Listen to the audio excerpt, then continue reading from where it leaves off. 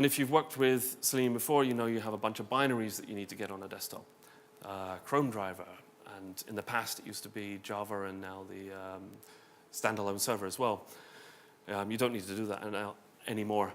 I didn't want people having to fetch software manually, read wikis, work out what do I need to do, how do I need to hook up Java, how do I need to install this. It becomes a bit of a tiring process and too much discussion on setup rather than just start achieving.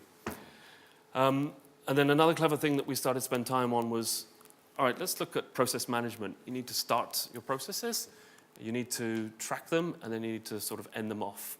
And this is all part of the tooling.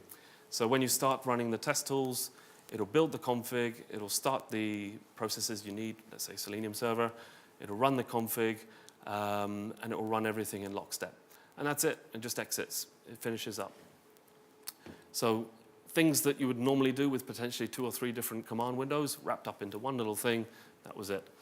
Now you can do this with third-party libraries, but the one thing I found is bringing third parties into an enterprise, it's great, but then dependencies change very quickly, and you're broken in many, many places, many, many teams, and it's not easy to actually unwire yourself from this.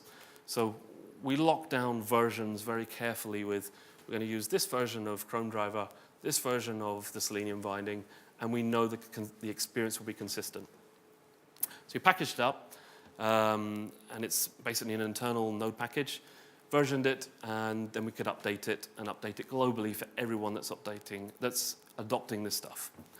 So the solution really cruxed into, I want to be able to run tests before we actually deployed, and I'll explain how we get to that.